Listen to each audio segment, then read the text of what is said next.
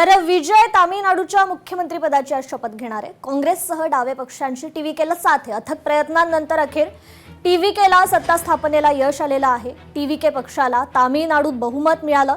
तर चेन्नईतील जवाहरलाल नेहरू इंडोर स्टेडियमवर हा शपथविधी सोहळा आहे। सोहळ्याला मल्लिकार्जुन खरगेंसह राहुल गांधी देखील उपस्थित राहणार आहेत। अधिक अपडेट घेऊयात आपल्या प्रतिनिधी मीनाक्षी म्हात्रे यांच्याकडून। मीनाक्षी, विजय थलपती हे देखील आज मुख्यमंत्री पदाची शपथ घेतील तामिळनाडूला।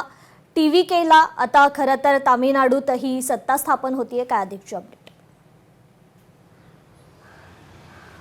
निश्चितच टीव्हीकेने बहुमत मिळवलेला आहे आणि असं असताना विजय थलापती आज मुख्यमंत्र्यासाठी शपथ घेणार आहेत आणि हा शपथविधी सोहळा पार पडत असताना चेन्नईमधल्या जवाहरलाल नेहरू या इंडोर स्टेडियममध्ये हा शपथविधी सोहळा पार पडणार आहे।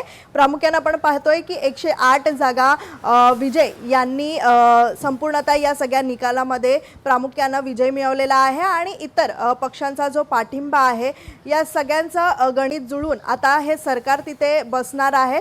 प्रामुख्याने आपण जर पाहिलं तर या शपथविधी सोहळ्यासाठी मल्लिकार्जुन खरगे जे काँग्रेसचे राष्ट्रीय अध्यक्ष आहेत आणि सोबतच राहुल गांधी हे देखील उपस्थित राहणार आहेत। मात्र या सगळ्याच शपथविधी सोहळ्यादरम्यान टीव्हीकेला इतर पक्षांचा देखील पाठिंबा आहे आणि असं असताना 121 आमदारांचा देखील विजयला पाठिंबा आहे आणि हे सरकार बसत असताना आज हा शपथविधी सोहळा पार पडतोय। तो म्हणजे तामिळनाडू इथल्याच म्हणजे चेन्नईमध्ये आपण पाहतोय की हा शपथविधी सोहळा पार पडणार आहे। त्यामुळे निश्चितच विजय या सगळ्याच शपथविधी सोहळ्यानंतर संपूर्ण सूत्र आपल्या हातात घेतील आणि तिथलं कारभार देखील आता आपल्या ताब्यामध्ये घेणार आहेत आणि काम देखील तशाच पद्धतीने सुरू करणार आहेत। जी, निश्चितच मीनाक्षी, धन्यवाद आपण दिलेल्या या अपडेट संदर्भात।